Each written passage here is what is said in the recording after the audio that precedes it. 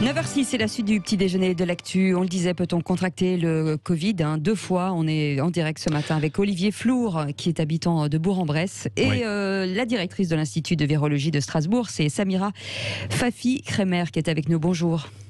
Bonjour. Oui, bonjour en fait à tous les deux. Alors on va commencer avec vous, Olivier Flour. Bonjour. Vous avez eu donc a priori le Covid donc en février, c'est ça, et vous l'avez de nouveau aujourd'hui. Est-ce que vous pouvez nous raconter en fait?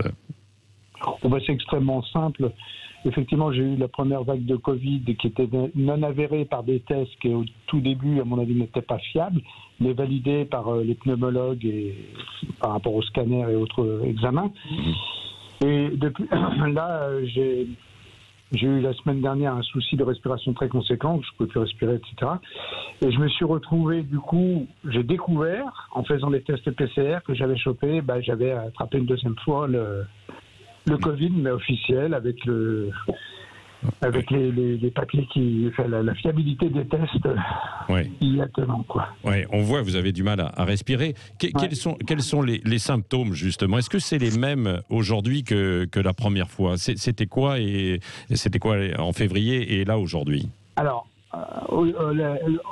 la première fois, c'était une respiration aussi, un peu avec difficulté, mais je trouve que cette fois-ci, c'est beaucoup moins prononcé, c'est plus diffus, on va dire. C'est-à-dire que vous avez plus de problèmes de respiration, vous allez chercher toujours la respiration loin, j'ai la sensation narcotique, ça c'est évident. Et puis les problèmes cutanés qui sont récurrents, que je n'avais pas la première fois, qui n'étaient pas si violents que ça. Et Olivier, est-ce qu'entre les deux fois, vous avez retrouvé, vous étiez redevenu à la normale, ou est-ce que vous avez toujours eu des problèmes justement respiratoires? Alors, non, j'avais retrouvé quand même bien la pêche, sauf une chose, j'avais gardé la fatigue. Et ça, la fatigue, elle est récurrente, mais on arrive à retrouver quand même la pêche, quoi. Mais là, de nouveau, voilà, on remet le couvert. Vous aviez été hospitalisé, mais pas placé en réanimation, hein, si, non, du tout, pas du tout en réanimation. Et l'histoire la semaine dernière, c'était de nouveau sous oxygène, et puis après ça allait mieux, mais on sent que ça nous lâche pas. Ouais. Et comment êtes-vous traité? Qu'est-ce que vous prenez? Alors, cortisone, antihistaminique. Et puis des choses basiques, quoi. Et est-ce que vous avez encore aussi de la fièvre, parce qu'on sait que ça fait partie des symptômes? Moi, je trouve que j'ai beaucoup moins de fièvre que la première fois. J'ai des sueurs nocturnes, bien évidemment, mais j'ai moins de fièvre que la première fois. Ça, c'est une évidence. Oui. Et tout ce qui est perte de goût, odorat, etc., on dit qu'il y a plusieurs symptômes. Non, là-dessus, j'ai gardé le goût et l'odorat, il n'y a aucun souci. Oui. Qu'est-ce que vous disent vos médecins qui vous suivent? Je vais dire, on navigue un petit peu à vue, c'est-à-dire que je dois repasser des examens concernant le scanner pour les poumons. Oui. Pour savoir où on en est, et puis là on fait un traitement pendant une semaine ou deux, et puis après on va reprendre le problème à bras le corps. Oui. Est-ce que alors, parce que vous avez attrapé pour la deuxième fois, donc ça veut dire que vous n'aviez pas pris vos précautions parce que vous pensiez que vous pouviez bénéficier encore d'une immunité ou pas? Alors, d'après des analyses de sang récentes, je n'avais pas d'anticorps. Donc, j'ai repris pensant qu'une fois, l'affaire était classée entre parenthèses. Et bien que je contacte pas mal de clients, je prends des précautions avec les masques, comme tout le monde. Mais voilà, il suffit d'une fois. Mais Olivier, est-ce qu'on sait que c'est une réinfection ou ça peut être une rechute? Alors ça, ils savent pas. J'ai pas eu de diagnostic précis là-dessus. Moi, mon hypothèse, c'est soit un Covid long, mais qui s'était mis en sommeil, soit c'est une deuxième fois. Mais ça, je ne suis pas médecin pour pouvoir avoir un avis objectif. Alors, justement, nous sommes avec Samira Fafi-Kremer. Restez avec nous, hein, Olivier, directrice de l'Institut de virologie de Strasbourg. Vous venez d'entendre ce témoignage. Quelle est justement votre réaction? Évidemment, on est au début, hein, donc on découvre un petit peu, en fait, tout ça. Effectivement, on découvre et je comprends la situation d'Olivier. Alors, c'est très difficile de dire de manière formelle que la première infection, notamment dans le cas d'Olivier, c'était du Covid. Ah bah si, sauf que si, les scanners en fait étaient très clairs. Hein. On a vu en fait les scanners. Oui. C'est vrai. Alors, les cas de réinfection existent. Maintenant, c'est vrai qu'il y a plusieurs cas qui sont documentés. Maintenant, il y a des critères qui ont été établis pour dire que c'est vrai, une vraie réinfection. Pourquoi ? Parce que les cas qui étaient en février pouvaient ressembler beaucoup à une grippe, pouvaient donner exactement les mêmes symptômes, même avec le même scanner. Et là, en l'occurrence, il n'y avait pas de PCR. Effectivement, on ne pouvait pas faire de PCR. Il n'y a pas d'anticorps non plus. Donc, c'est très difficile de dire de manière formelle que c'est une réinfection. C'est possible, mais on ne peut pas le dire de manière définitive. Et par contre, ce qu'on peut dire, c'est que les cas de réinfection existent, mais les cas de réinfection symptomatiques sont probablement très rares si on les rapporte au nombre d'infections au niveau mondial. Oui. Peut-être qu'il y a des réinfections asymptomatiques et qu'on ne peut pas apprécier.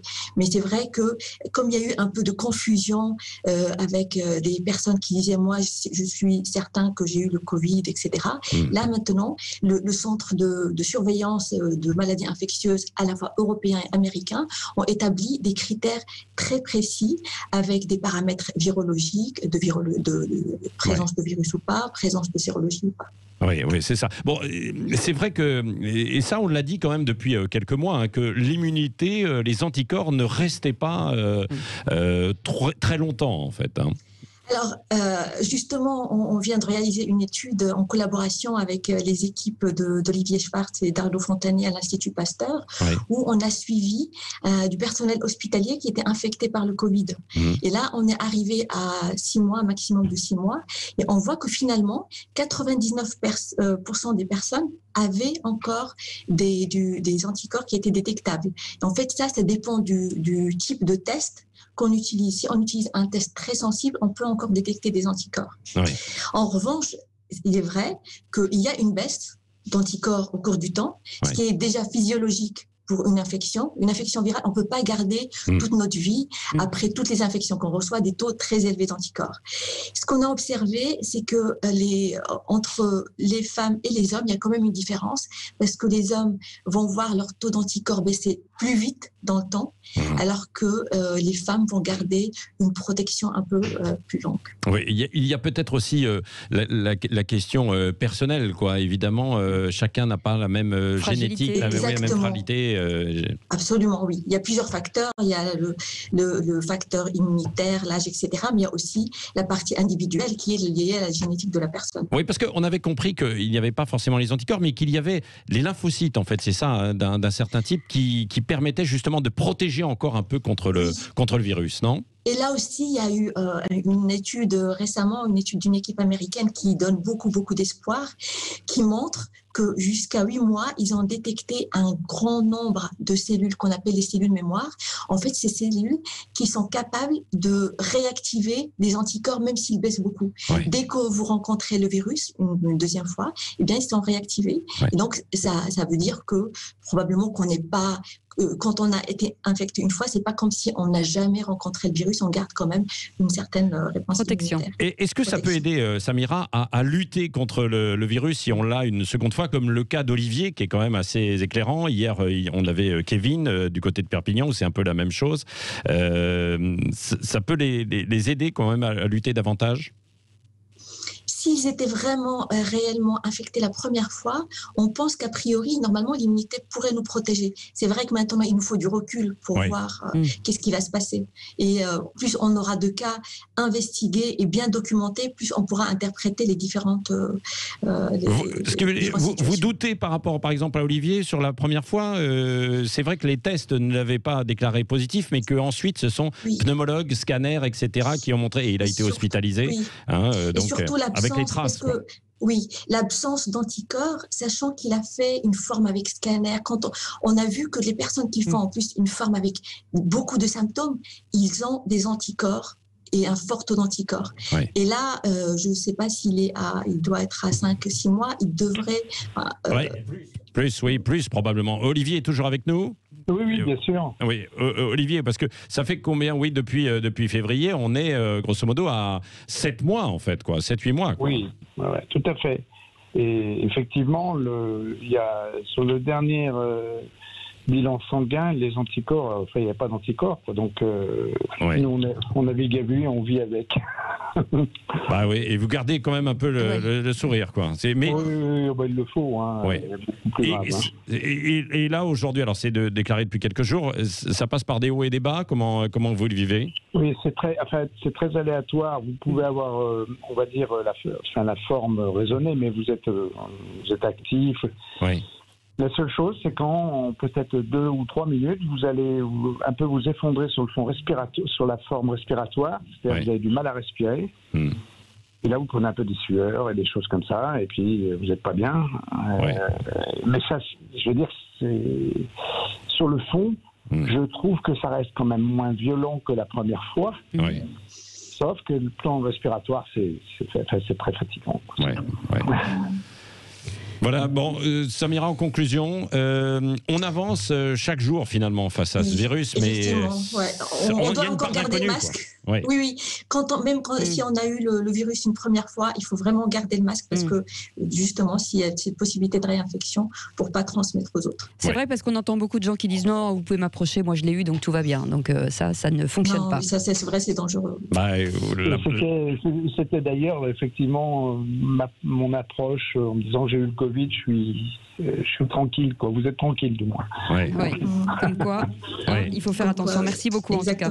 Merci beaucoup, Samira Fafi-Kremer, d'avoir été avec nous, directrice de l'Institut de virologie de Strasbourg. Merci, Olivier Four. Bon courage. Bon courage. Bon courage à vous, évidemment, pour vous soigner. Et reposez-vous bien.